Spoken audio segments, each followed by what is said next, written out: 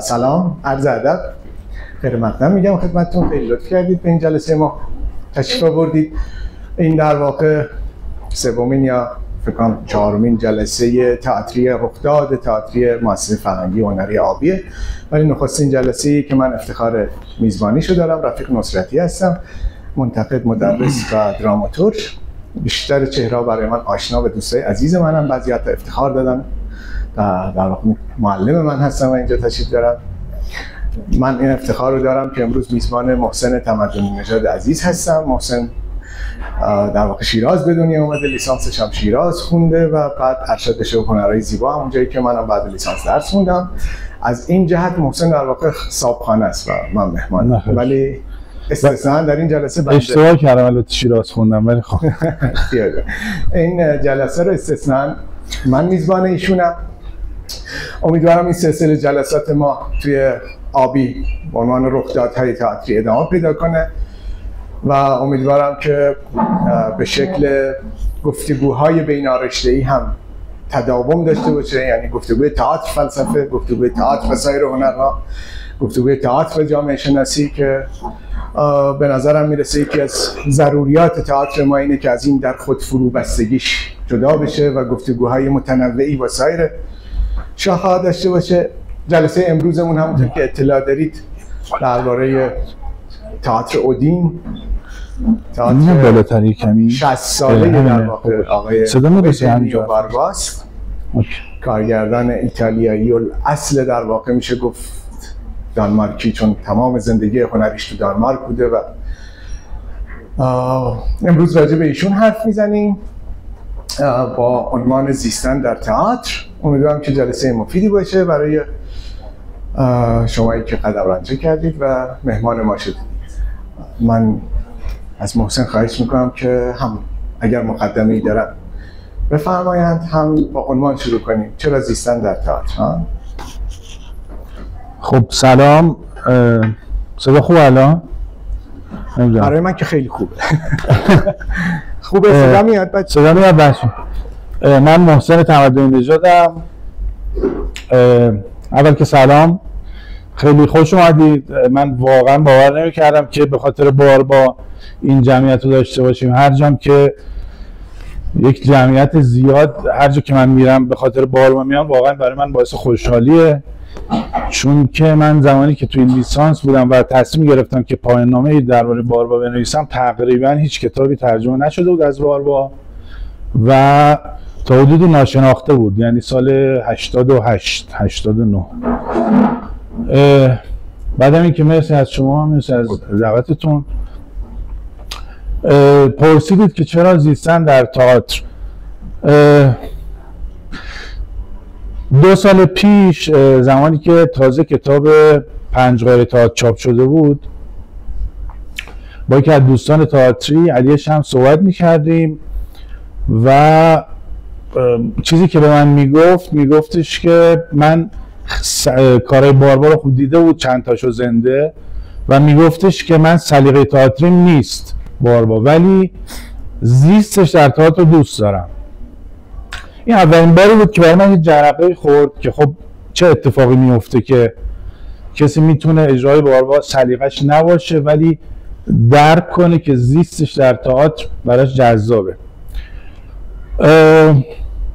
بعد من رفتم یه دوره رو گذروندم توی تئاتر اودین و بعد سر تمرین‌های آخرین کار باربا بودم به اسم اتباعی در زمانه تب زرد. بعد برگشتم ایران و تقریبا همین تابستونی که گذشت توی اصفهان یه گروه خیلی خوبی هستن، گروه تئاتری خیلی خوبی هستن، از من دعوت کردن، لطف داشتن به من که من رفتم اونجا و یک کارگاه 4 روزه براشون برگزار کردم. خیلی هم کارگاه خوبی بود، خیلی هم بچه‌های با استعداد خوبی بودن، واقعا رنج سنیشون هم مثلا یه چیزی بود شبیه 18 تا 26 سال و هیچ شناختی هم تا قبل از اون از باربا نداشتن، یا در حد مثلا اون مستندی که توی BBC ساخته شده بود میشناختن. کارگاه که تمام شد من برگشتم تهران و بعد از مثلا 1-2 ماه یکی از بچه‌های همون کارگاه اومد تهران و من دیدمش و گپ زدیم و اینا. بهش گفتم که فیدبک چی بود نسبت به اون کارگاه. خب لطف داشت تعریف کرد، ولی چیزی که باز اون گفت این بود که گفت من تو این کارگاه نکته جذاب برام این بود که زیست در تئاتر رو فهمیدم که چیه.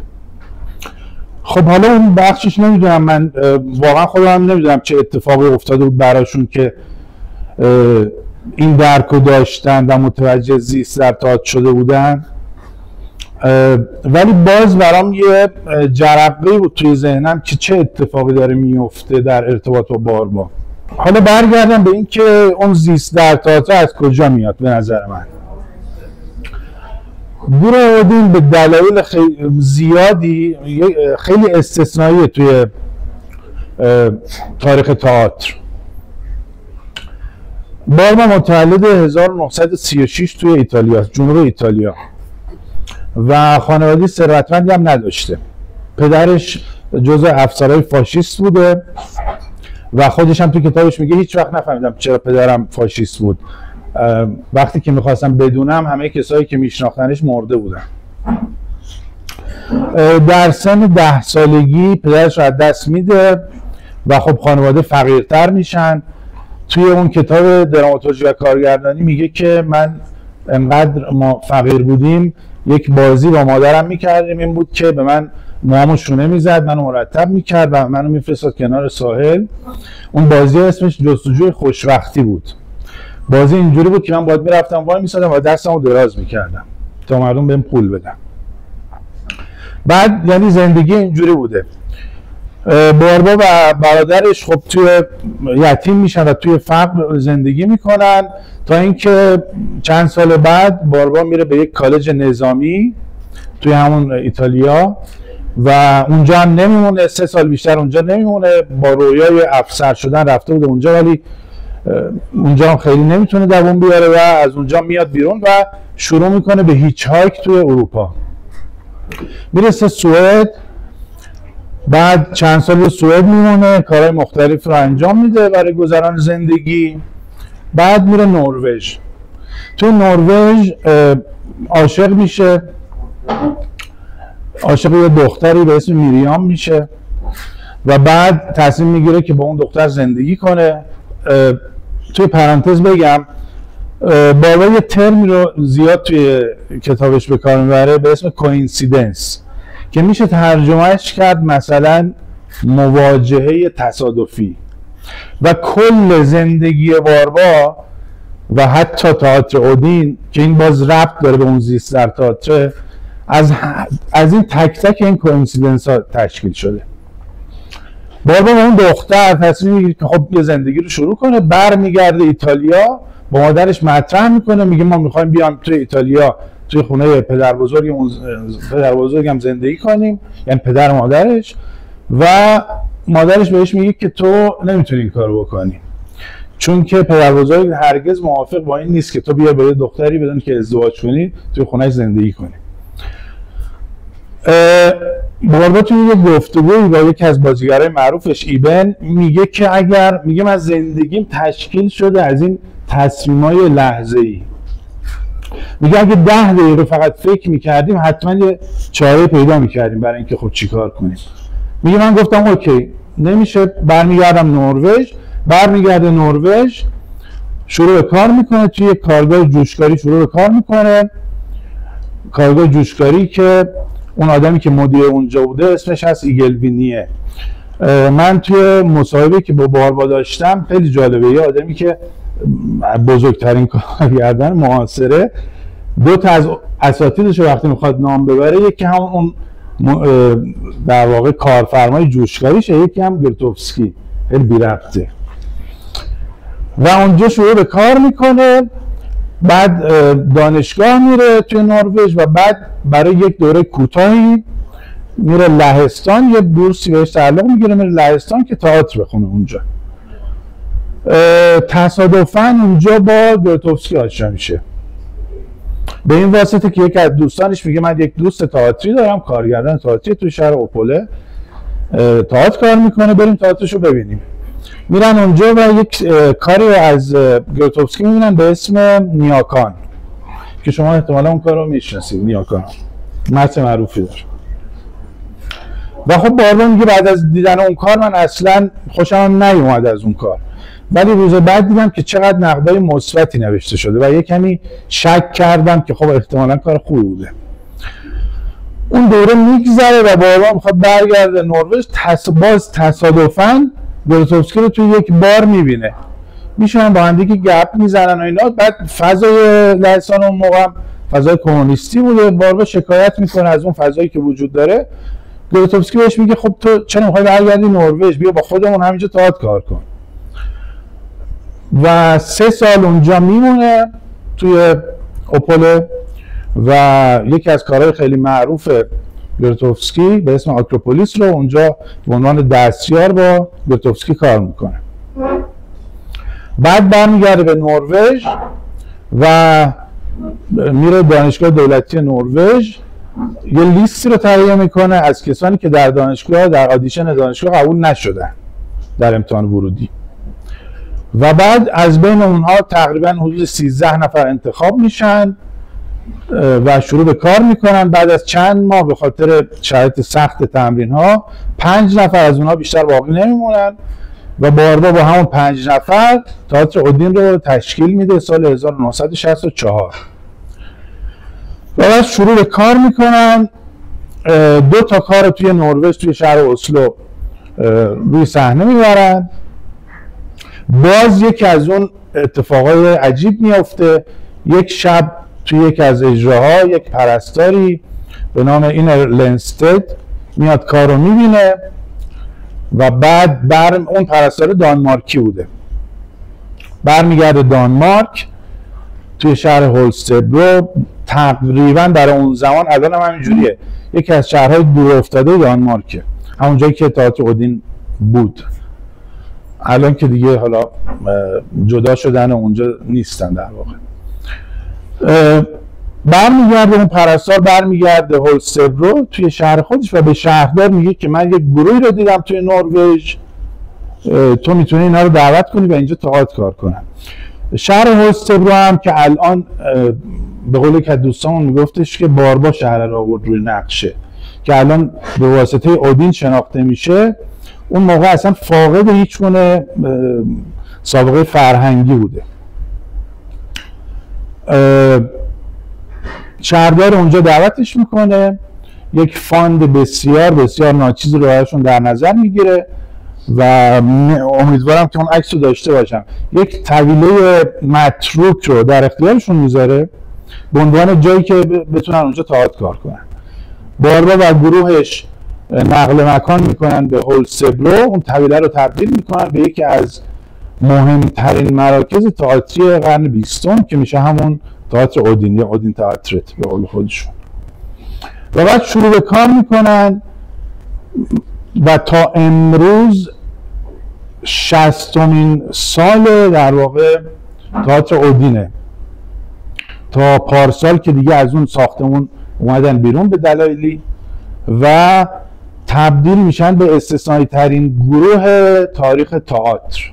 گروهی که میدونیم، حالا رفقایی که تئاتر کار میکنن میدونن عمر یه گروه تئاتری نهایتا 10 ساله.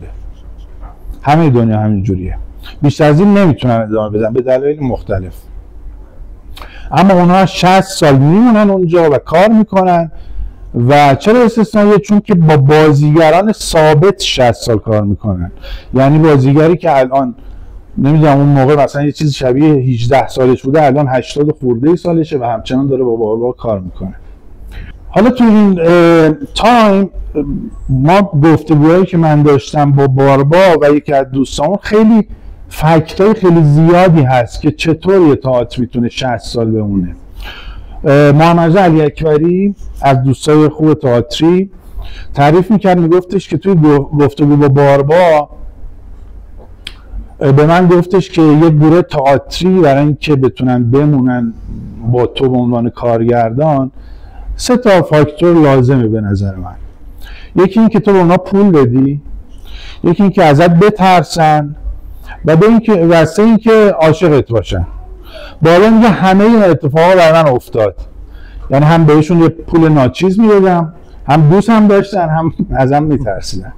و جالبه مثلا من سر تمرین‌های آخرین کارش بودم، هنوز اون اتوریته رو داشت، یعنی هنوز این بازیگرا انگار که بازیگرای آماتورن، یعنی یه دفعه فریاد میزد سر اینا، یا اصلا خیلی عجیب غریبه. ما تقریبا نداریم توی تاریخ تئاتر همچین چیزی. حالا اینو روشن میکنم چون صدام شاید نرسه. من چون اولش یه جمله‌ای گفتی و که تعجب میکنی که این تعداد آدم برای باربا میان، راستش میخوام یه اصلاحیه بزنم، امیدوارم درست باشه. به نظرم این تعداد شاید بیشتر از باربا برای خود تئاتر میاد. بله. یعنی اینو بی‌تعارف میگم، من احساس میکنم یه اشتیاق عجیبی تو فضای اجتماعی ما برای تئاتر وجود داره، تئاتری که وجود نداره. این خیلی دردناکه. یعنی ما برای یک امر انتزاعی انقدر اشتیاق داریم، برای چیزی که عملاً وجود نداره. و چیزی که الان در گفتارت بود و من دوست داشتم اینجا یه نقبی بزنم به قول معروف به این مسئله، امیدوارم که خیلی پراکنده نشه. این تلخیه در کلام تو به طور ضمنی وجود داشت که چجوریه در شهری مثل هولسبرو با 20,000 جمعیت یک گروهی 60 سال دوام میاره و چیزی که عملاً برای ما این یکم صداش داره، صدام فکر کنم میاد اگه اشکالی نداره و اجازه بدین همینطوری حرف بزنم. این خیلی هم اصلا دستم میگیرم اذیتم میشه.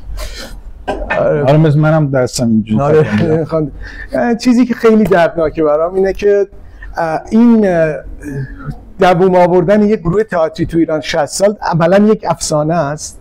همه جای دنیا همینجوریه، نه فقط تو ایران. حالا خود باربا میگه تو دنیا نورمش 10 ساله که خب منطقیه. البته مثلا بوستر گروپ و اینا هم خوب دوام آوردن، یعنی جزو گروهایی که اونا مثلا 20-30 سال دوام آوردن. خب ولی با مسئله باربا بازیگرای ثابته.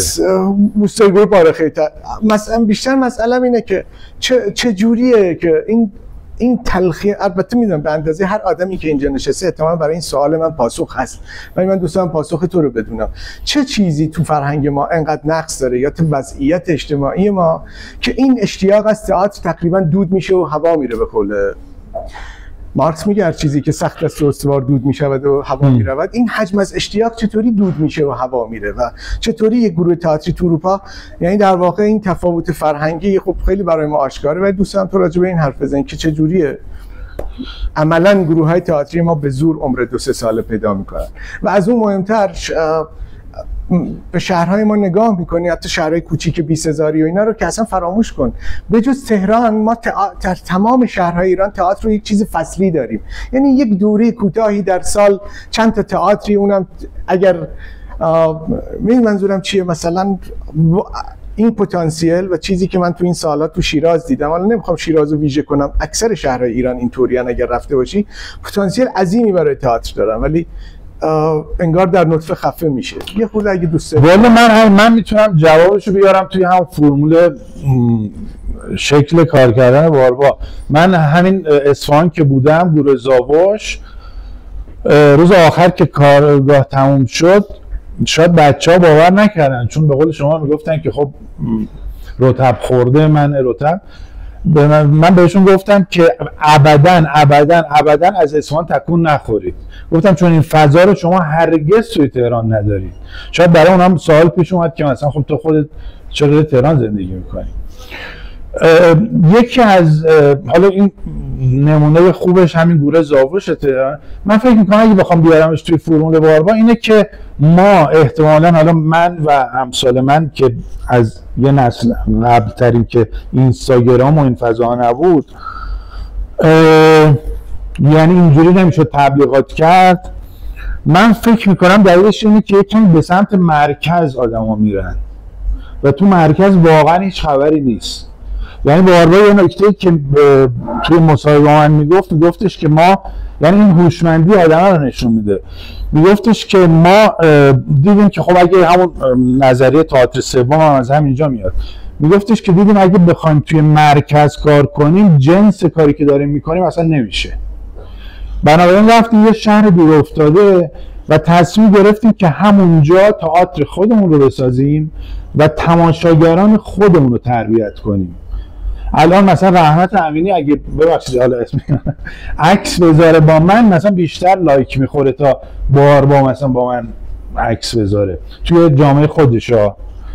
دلیلش اینه یعنی شما از هولستبره بیای کوپنهاگ این اتفاق افتاده. من بچه‌ها میپرسم که مثلا مال کوپنهاگ بودم واقعا نمیشناسن باربارو، یعنی تماشاگرای خودشو داره.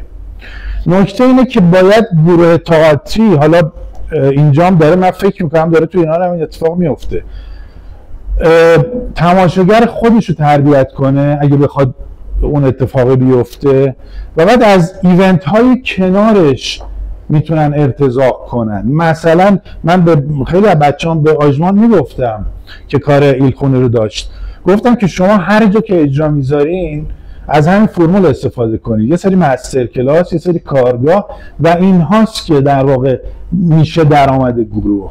خیلی به فکر این که حالا از خود فروش تئاتر بتونیم زندگی کنیم نباشین. و نکته دیگه این که آدم ها حالا میتونن، این نمیشه اسمش آماتور بودن نیست، میتونن از بازیگرای آژمان همینجوری بودن، میتونن از صبح تا مثلا عصر یه کار کنن و بعد عصرشون رو اختصاص بدن به اون تئاتر. این اتفاقی که توی اودین هم افتاده.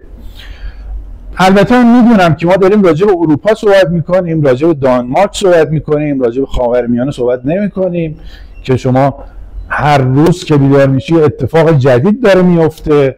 ولی خب از اون طرف هم باید بگم دیگه، دوستمون که درخت رو دیده میدونه من تقریبا اجرای درخت رو کردم. اجرای درخت در واقع محوریت اصلیش داعشه.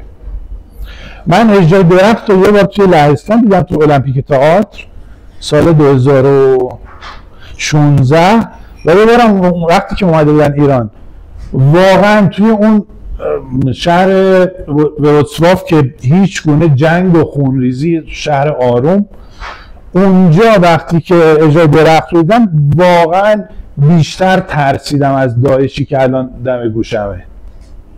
یعنی میخوام بگم بارها از این جهت هم باز میشه بهش استناد کرد که استثنائیه، از این جهت که درسته که توی دانمارک داره زندگی میکنه، توی آرومترین کشور جهان، ولی متوجه اتفاقات جهان هست.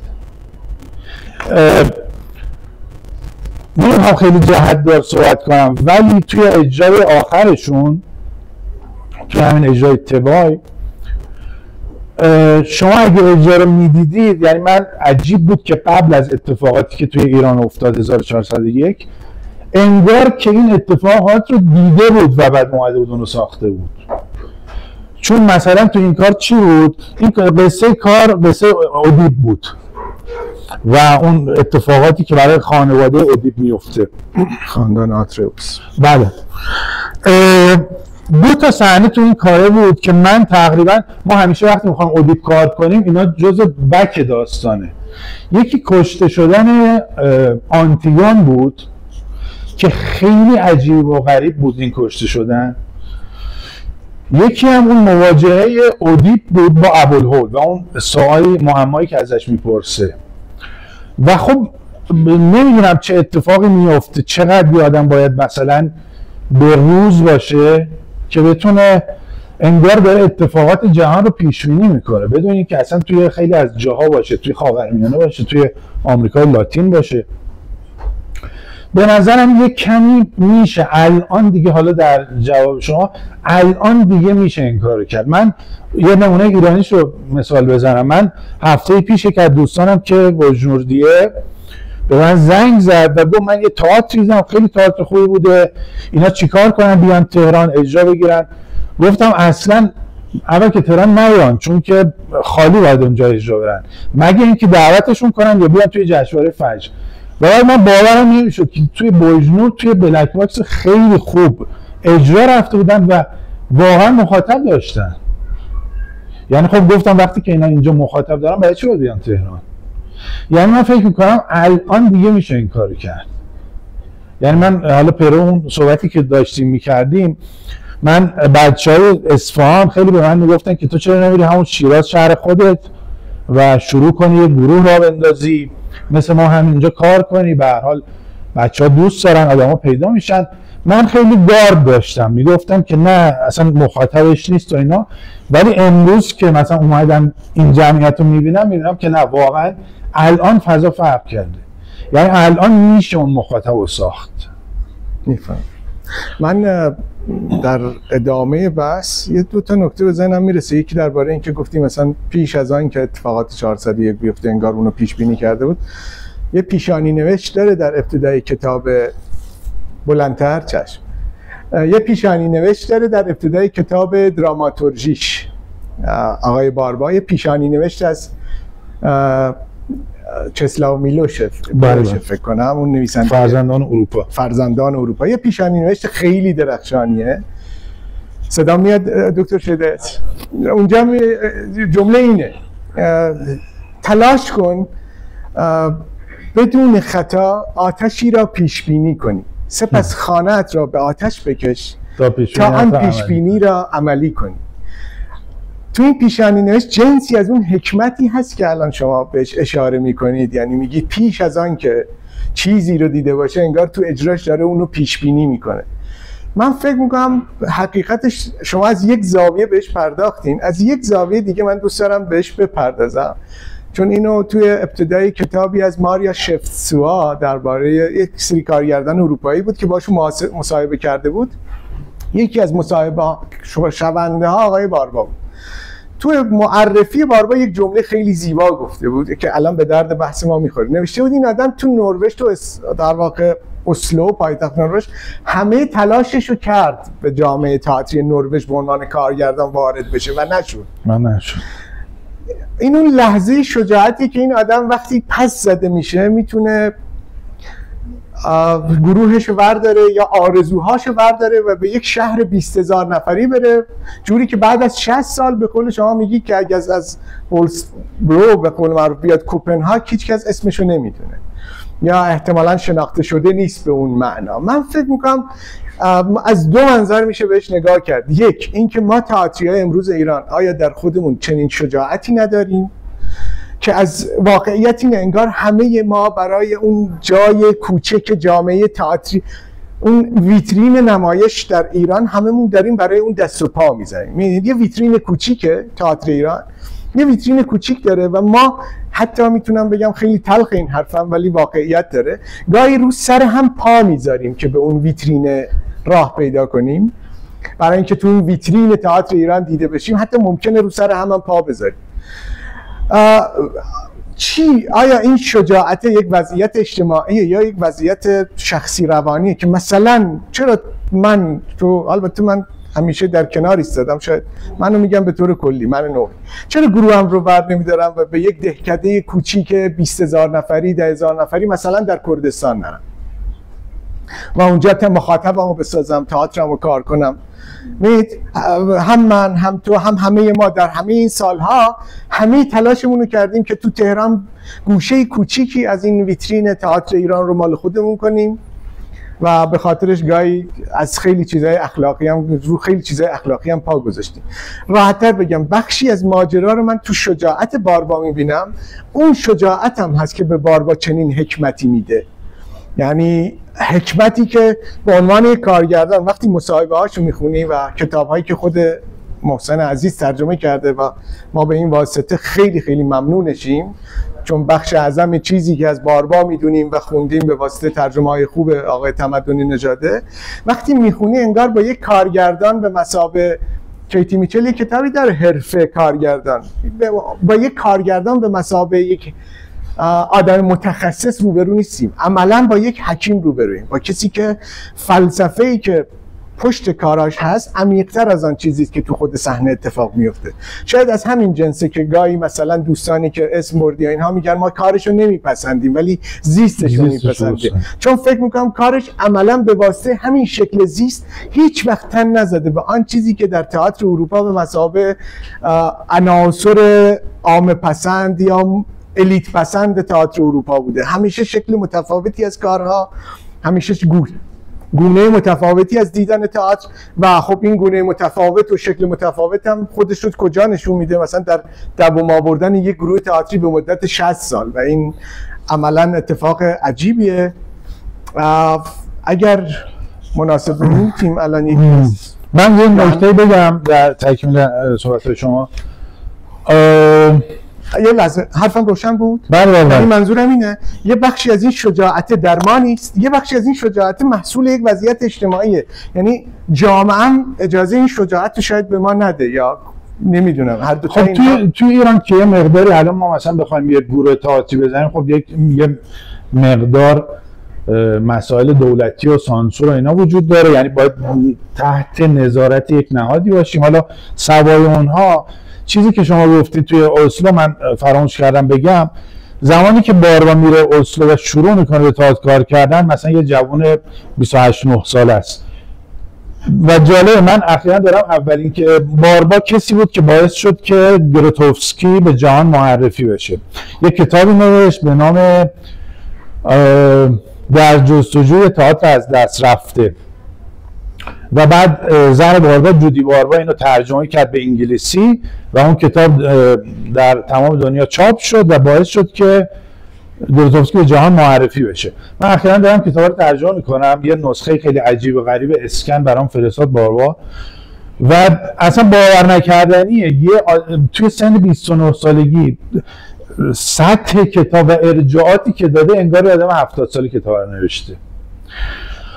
زمانی که توی اسلو شروع میکنه به کار، یعنی ابتدای کارش، در تکمیل اون صحبتی که شما کردین، میره و به یک کارگردان، به یک مثلا ساختمان تئاتر پیشنهاد میدونه که من میخوام بیام اینجا کار کنم. حالا کسی که با گروتوفسکی 3 سال کار کرده به عنوان دستیار و مشاور، اون رزومه رو یعنی داره و بعد اون کارگردان بهش میگه که اون مدیر تئاتر میگه آره میتونی مثلا کارگر پشت صحنه باشی.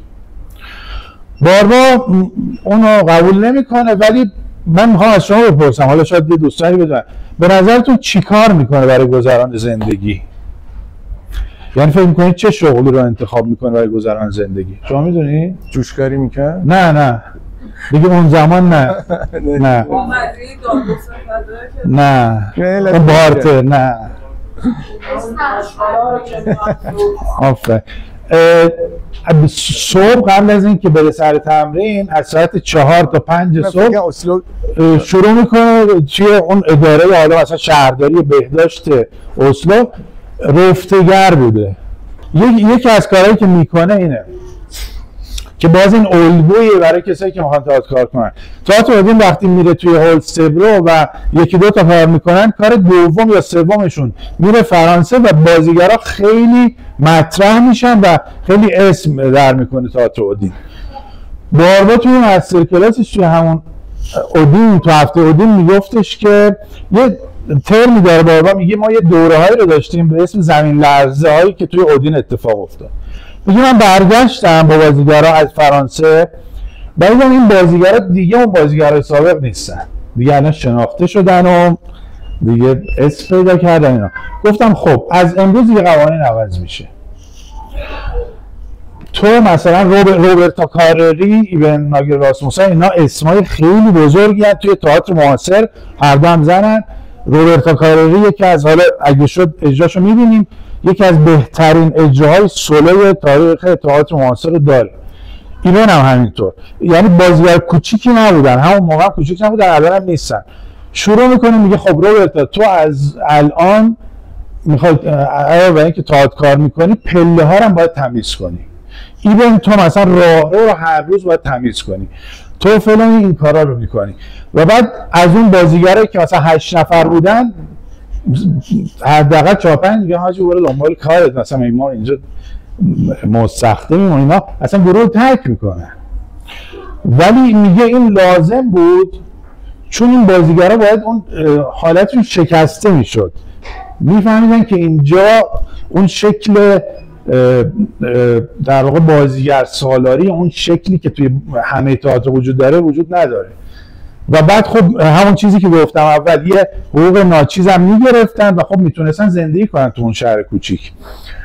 و بعد باز یه زمین لرزه دیگه اینه که مثلا باز حالا روی همون حساب که اینا میتونستن فاندی داشتن، باربا یه دوره اجراها رو متوقف میکنه، بازیگرا رو هر کدوم رو میفرسته یه گوشه از دنیا و میگه بریم یه چیزی رو یاد بگیرین و بیاین.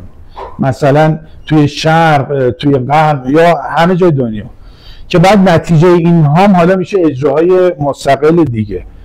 ولی میخوام بگم که یعنی این الگوها رو داره باربا میده که میشه این کارا رو کرد. و جالبه باز مثلا این که حالا تئاتر اودین توی زمانه اینجوری شبکه‌ای گسترده شده و شناخته شده که خب مثل امروز فضای مجازی وجود نداشته،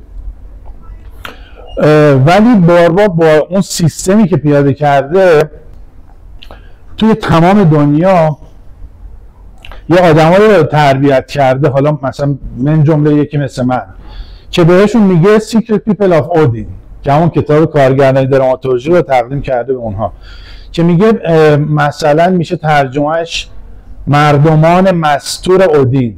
اینا کیان؟ اینا کسانی هستند که بدون این که حالا رسما جزو تئاتر اودین باشن دارن در تمام دنیا تئاتر اودین رو تبلیغ میکنن. سفیر اودین تقریبا. آره. و خب از همه این الگوها میشه استفاده کرد. حالا در تکمیل اون چیزی که شما گفتین، برای اینکه حالا ماها مثلا میخوایم هر جایی که بخوایم تئاتر کار کنیم از این الگوها استفاده کنیم و بتونیم خودمون رو پرزنت کنیم یا پروموت کنیم کارمون رو. یه سوال کوتاه بپرسم بعد چون یه وقت بریم چقدر وقت داریم ویدیوها رو هم ببینیم، هم یه سری هم از دوستان بخوایم اگر کسی سوالی داره یه گفتگوی دو طرفه هم داشته باشیم. بله بله. سوال من البته تو معمولا جمعای هنری به این سوال روی خوش نشون نمیدم، ولی الان برای خودم واقعا مهم شد. مناسبات مالیشون چطور بود؟ یعنی آیا فاند میگرفتن، ساپورت های دولتی داشتن، یا تونستن از یک جای خود بسنده مسائل مالیشون حل کنن؟ این خیلی مهمه. از سالی که میرن اونجا توی هولسبرو، اونم باز جالبه، شهرداری هولسبرو یک حقوق بسیار بسیار بسیار ناچیز رو اینا میده. حقوق برابر بوده با کمترین حقوقی که کارگر توی دانمارک میگرفته. و بعد جالبه حتی همین امروز مستخدم، یعنی اون کسی که حالا کارهای مثلا شبیه نمیتونم بگم آبدارچی، ولی مستخدمی که اونجا یه آدمی از کجا اومده بود نمیدونم، بنگلادش یا همچین جایی، اون آدمه که همین تا مثلا 2 سال پیش مستخدم بود، حقوقش با حقوقی که باربا میگرفت یکسان بود. یعنی ابداً هیچ بالا پایینی وجود نداشت. بگین سوسیالیست بد. خب حالا نکته اینه که بعد این فاندی که از شهرداری میگرفتن تا اوایل دهه 90 وجود داشت و بعد قطع شد. و بعد یه راهکار دیگه که پیدا کردن این بود که روبرتا کارری ایونتی رو سازماندهی کرد به نام هفته اودین که من به دعوت باربا توی 2 دوره از اون شرکت کردم، آخرین دوره و سال 2016. این ایونت اینجوری بود که ایونت 10 روزه بود توی همون اودین و آدم ها از جای مختلف دنیا می اومدن و شرکت میکردن و یک سری کارگاه آموزشی بود با بازیگرای اودین و خود باربا. حالا که اینو گفتم یه نکته دیگه هم بگم. من همین این ور سال یک کارگاه داشتم توی دانشگاه هنر تهران، یک کارگاه 1 روزه و یک کارگاه 4 روزه هم داشتم اصفهان. و واقعا اینو به اقراق گفتم بهشون، بچه‌هایی که اونجا دیدم کیفیت کارشون رو که حالا بعد از مثلا ما 6-7 ساعت که با هم کار کردیم یا بعد از 4 روز، رنج سنی هم خیلی عجیب غریب نبود دیگه، نهایتا مثلا 27-28 شد. واقعا به خودشون هم گفتم کیفیت اون بچه‌ها از اون آدمایی که من تو هفته اودین دیدم خیلی خیلی خیلی بالاتر بود. از بچه‌هایی که از سن 7 سالگی پیانو زدن و نمیدونم تئاتر کار کردن و فلان، اینا آدمایی که توی اینجا بزرگ شدن بدون هیچکدوم از این سوابق، واقعا کیفیت‌ها بهتر بود. یعنی میخوام بگم پس پتانسیل حتی توی شیراز هم احتمال ما این کارو بذاریم حتما همچین پتانسیلی وجود داره. یعنی وقتی که این شماها رو من میبینم، این جمعیت رو میبینم، قطعا وجود داره. من یه کوتاه اینو بگم بعد ویدیو رو ببینیم. بله. امیدوارم حمله بر هر خدای نکرده چیزی نشه، ولی پارسال ما یه درس مبانی کارگردانی داریم تو دانشگاه و آخر ترم یه سری کار ارائه شد. و بی‌تعارف خب من تئاتر دیدم، چه ویدیوی تئاترای بزرگ دنیا، چه تو چه خود ایران، خیلی تئاتر خوب دیدم. تو این چند 20 اجرایی که شد حداقل 6 7 اجرا بود که واقعا اجرای درخشانی بودن، اما اونا نیست شدن و نابود شدن، یعنی نیستن الان. میدونید چرا؟ چون ما جامعه آرشیو نیست. واقعیت اینه ما هیچ وقت خودمون رو جدی نگرفتیم. یه بخشی از مسئله ما اینه. خب اونا کاری که میکنن اصلا آرشیو کردن که کار قدیمیه. یه جمله خیلی قدیمی هست میگه جامعه تاریخ کرونولوژی زمان نیست. یعنی تاریخ کرونولوژی نیست، سیر زمان نیست. تاریخ در واقع به نوعی تحولاته و اون تحولات محصول آرشیو کردن، محصول یک گذشته‌ای که هست، میشه مطالعهش کرد، بازنگریش کرد و ادامهش داد. تا خیلی روشن بگم خیلی از اجراهایی که تو همین ایران هم دیدیم میتونستن تو خود اروپا سالها تور اجرایی داشته باشن سالها، ولی واقعیت اینه که خیلی روشن یکی از ضعف‌های فرهنگی ما اینه که عملاً و هیچ وقت نذاشتیم که هیچ وقت خودمون رو جدی نمیگیریم. خیلی روشن هیچ وقت راجع به هم نمی‌نویسیم. همون اجرایی که پارسال تو یک پلاتوی محقر درب و داغون دانشگاه هنر شد و بعضیاشون منو به شوق آورده بود، الان اثری ازشون نیست. نه من، نه اون هم کلاسی، نه اون یکی استاد هیچ وقت فکر نکردیم که این لایق چند خط نوشته هست. یه بخشی از مشکل فرهنگی ما همینم هست. برای همین اساسا به نظر میرسه نه تنها تئاتر نداریم، ما انگار جامعه هم نداریم آخه، یعنی تاریخ هم نداریم. ما در یک انتزاع، در یک هپروتی زندگی میکنیم و مرگ و زیست و مرگمون هم تقریبا مثل خیلی چیزای دیگه جرقه هایی هن که تو این عالم چیز زده میشه و محو میشه و خیلی زود خیلی پرها. خب این من میخواستم نکته خوب گفتی. این مصداق همین مسئله خود باربا با گروتوفسکی کار میکنه و از گروتوفسکی عبور میکنه. گروتوفسکی تفاوتش با باربا اینه که باربا اومده کدیفاید کرده سیستمشو، یعنی نظاممند کرده، یه چیزایی رو آورد. مسئله ترینینگ رو خیلی جدی و اساسی، مسئله آموزش رو خیلی جدی آورده توی تئاتر.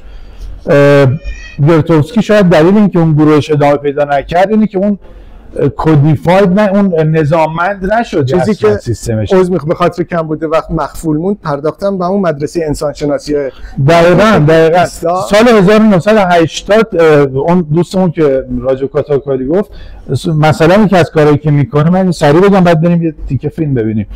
سال 1980 به کمک چند تا از مورخای تئاتر که الان دیگه تقریبا فقط یه نفرشون زنده است، یه ایونت رو پایه‌گذاری میکنه باربا به نام مدرسه انسانشناسی تئاتر، که این ایونت یک ایونت 2 ماهه یا 1 ماهه بوده که هر سال برگزار میشد. الان تقریبا شده 2 سال 1 بار.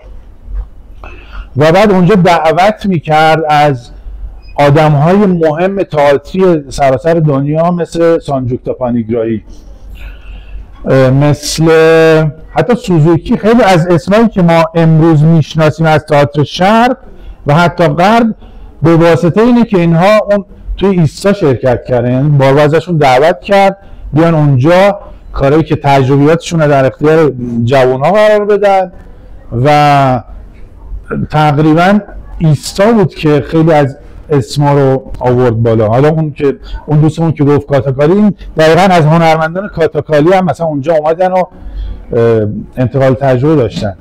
چیزی که من به نظرم باربا داره، یعنی میشه ازش یاد گرفت، این که یاد در مورد کل تاریخ تئاتر، اینه که تاریخ تئاتر رو اگه میخوایم بخونیم، آدمای مثل باربا رو یه کمی واقعی‌تر باید بخونیم. مثلا من خیلی ترجیح دادم که اصرار کنم روی مسئله اقتصادی تئاتر اودین و اینکه چون همیشه ما وقتی تئاتر تجربه رو می‌خوندیم خیلی کتاب رویایی بود برامون، خیلی هم دوست داشتیم.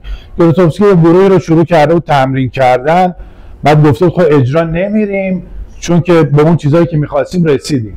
یا مثلا تو اون قصه‌های پاراتئاتر کسی به ما نگفت اینا چجوری میرفتن کوه، مثلا اسنپشون رو کی حساب می‌کرد، یا مثلا این داستانایی که امروز وقتی می‌خوایم اجرا کنیم نمیشه. به نظر من خوبه که حالا اگه آدمایی مثل باربا رو میخونیم، اون صحبتی که دوستمون کرد خیلی صحبت خوبی بود، یه کمی واقعی‌تر بهش نگاه کنیم و مثلا فرمولی که میتونیم از کسی مثل باربا یاد بگیریم همون اون زمین لرزه هاست. یعنی اینکه اگه بازیگر، باربا میگفتش که من همیشه وقتی که میدم بازیگر شک داره وظایفش زیاد میکردم که یا بمونه یا بره. یعنی این که شما میگی گروه ها دیگه نمیتونن کار کنن یا میرن جای دیگه، این دیگه وظیفه کارگردانه. یعنی خوبه که ما وقتی که آدمای مثل باربارا میخونیم این چیزها رو سعی کنیم اون چهارچوبه رو، همون کاری که باربارا میکنه، بیاریم توی جهان خودمون، یعنی بتونیم با امروز خودمون تطبیقش بدیم و اجراش کنیم. و یه چیز جالبی رو بگم، حالا این خارج از همه این داستانا، من از بابا توی مصاحبه پرسیدم که تو توی تئاتر اودین یه قانون نانوشته بوده، اینکه بازیگر با پارتنر یعنی همبازیش نمیتونستن هیچ وقت وارد رابطه احساسی بشن. تقریبا همه بازیگراشون قانون رو شکستن. مخصوصا روبرتا ایتالیایی بوده و جذاب. بعد بهش گفتم که خب چجوری توی این داستان تو 60 سال با زن زندگی کردی اینا؟ گفتش که اصلا جودی یکی از بنیانهای اساسی تئاتر اودین بود و از روز اول اصلا اون کارهای اداری رو انجام میداد. بعد این کارها محول شد به جولیا بازیگر دیگهش که الان هم هست. و نکته خیلی جالبی رو گفت اصلا من همیشه گفتم تئاتر اودین رو زنها نگه داشتن، اگه زنها نبودن اصلا تئاتر اودین خیلی زودتر از اینا از بین میرفت. مرسی. من یه تشکر ویژه از یه تماشاچی ویژه بکنم که آره خود حرفای ملال‌آور ما رو این مدت تحمل کرد. عزیزم متشکرم.